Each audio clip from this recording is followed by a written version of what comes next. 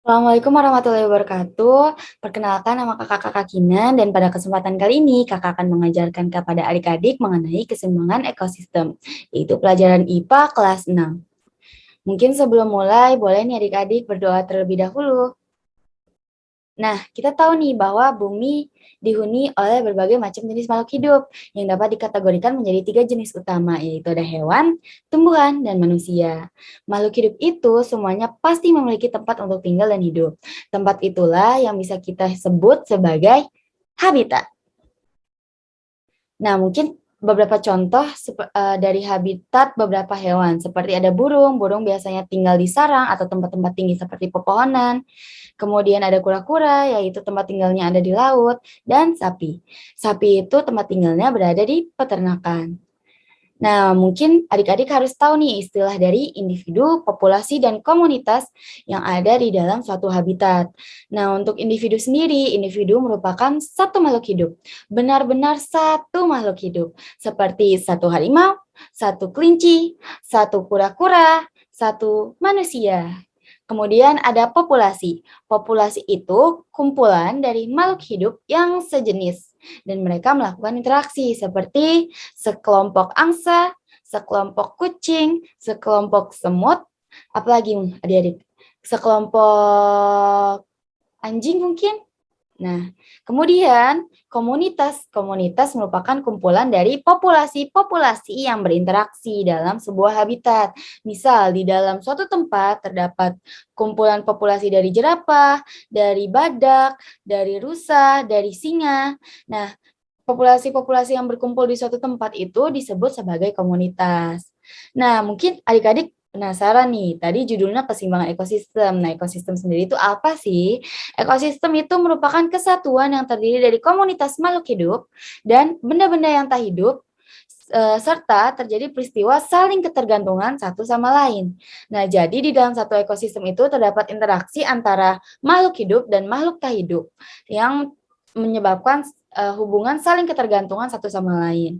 Nah, komunitas makhluk hidup itu biasanya kita sebut dengan komponen biotik dan benda-benda yang tak hidup itu kita sebut sebagai abiotik. Nah, komponen makhluk hidup itu apa aja sih? Ya, biasa seperti ikan, kemudian ada terumbu karang, terus mungkin ada katak, mungkin ada singa, mungkin ada populasi dari apa namanya? Rusa, nah mereka membentuk suatu komunitas makhluk hidup. Nah, komunitas makhluk hidup itu akan berinteraksi dengan benda-benda yang tak hidup.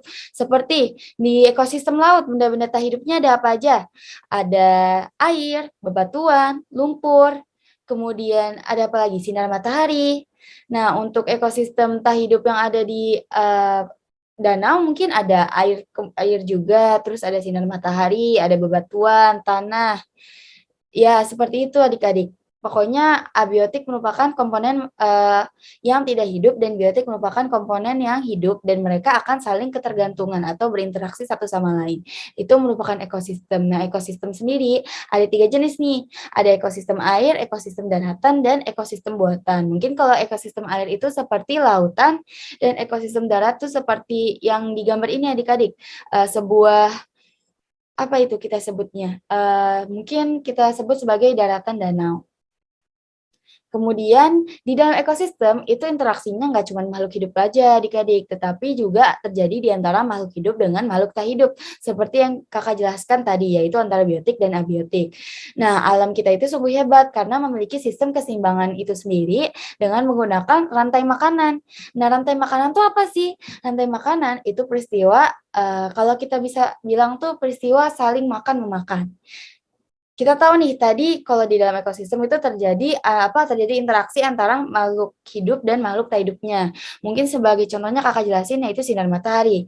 Sinar matahari merupakan komponen tak hidup atau abiotik yang membantu tumbuhan untuk terus berkembang untuk memproduksi makanan. Kita tahu kan kalau tumbuhan itu berkembangnya menggunakan sinar matahari untuk membentuk akar, batang, daun, bunga dan buah-buahan.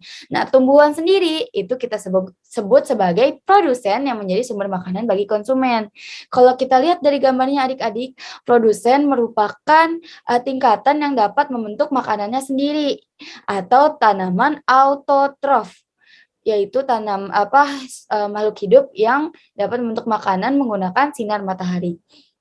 Nah, padi akan dimakan oleh tikus, di mana tikus tersebut akan dimakan kembali oleh ular, dan ular akan dimakan oleh elang.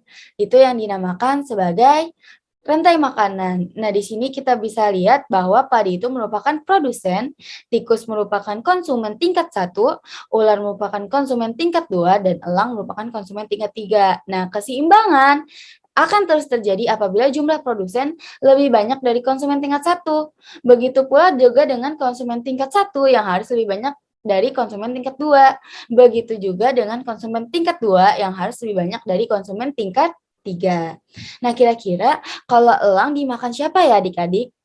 Kalau elang, dia tidak akan dimakan, dia merupakan puncak dari rantai makanan. Nah, kira-kira apa yang akan memakan elang ya kalau seperti itu? Nah, elang itu akan mati dan diuraikan oleh bakteri atau jamur. Begitu adik-adik. Nah, namun sayangnya nih banyak kegiatan manusia yang merusak keseimbangan ekosistem, baik secara sadar maupun tidak sadar.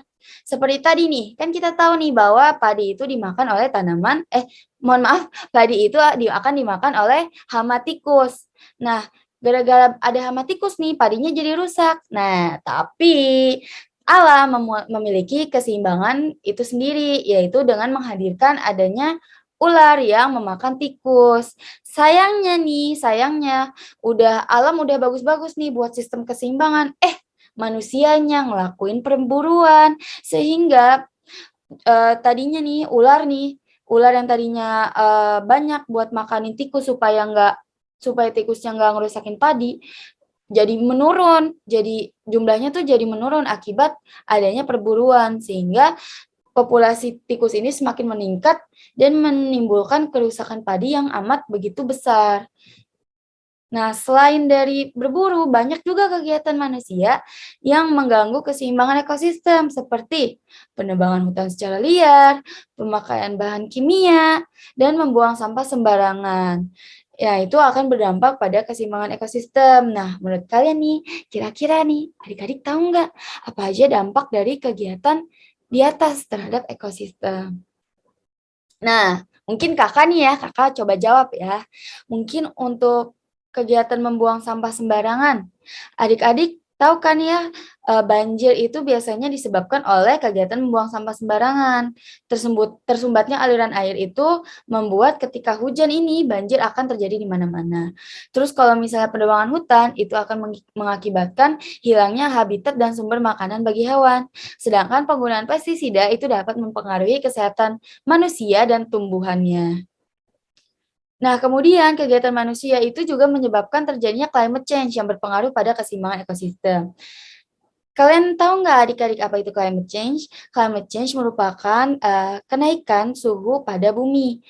Biasanya adik-adik bumi itu suhunya itu normal, cuman karena sekarang kegiatan manusia itu banyak yang mengganggu atau menimbulkan adanya gas-gas yang menyebabkan terjadinya efek rumah kaca atau gas efek rumah kaca. Nah, gas-gas itu menyebabkan suhu bumi yang meningkat atau climate change. Nah, climate change sendiri itu juga berpengaruh pada keseimbangan ekosistem. Jadi, kegiatan manusia itu akan menyebabkan keseimbangan ekosistem yang terjadinya climate change. Nah, dengan adanya climate change, iklim akan semakin tidak tertebak dan akan menjadi semakin ekstrim seperti banjir, badai di mana-mana, mungkin angin topan, kekeringan, dan lain sebagainya. Oleh karena itu nih, lantas apa yang dapat kita lakukan untuk menjaga keseimbangan ekosistem kita agar bumi tetap sehat? Nah, hal-hal yang dapat dilakukan yang pertama, melakukan tebang pilih tanam atau reboisasi jika melakukan penggundulan hutan. Kedua, membeli pakaian yang berbahan sintetis bukan menggunakan kulit hewan. Yang ketiga, menggunakan pupuk alami dalam merawat tanaman. Dan yang terakhir, membuat peraturan undang-undang mengenai pelestarian alam. Kira-kira nih, adik-adik tahu nggak ya hal sederhana yang dapat kita lakukan sehari-hari dalam menjaga keseimbangan ekosistem? Nah, benar banget nih. Hal yang dapat kita lakukan, hal sederhana yang dapat kita lakukan dalam kehidupan sehari-hari untuk menjaga keseimbangan ekosistem adalah tidak membuang sampah sembarangan. Nah, mungkin Selain itu, adik-adik juga nih bisa melakukan praktik kecil, yaitu mengganti botol plastik kemasan dengan botol minum yang dapat digunakan kembali. Tujuannya apa? Agar mengurangi sampah plastik yang sekarang keberadaannya itu sudah membahayakan bumi kita nih adik-adik. Nih, kalau boleh kakak kasih lihat nih, sekarang kakak sudah tidak menggunakan botol plastik lagi nih, tapi kakak sudah belajar berusaha menggunakan botol yang dapat digunakan kembali. Gitu adik-adik.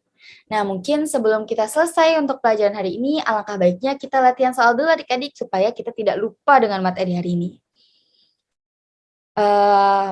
Oke, mungkin sekian dari kakak.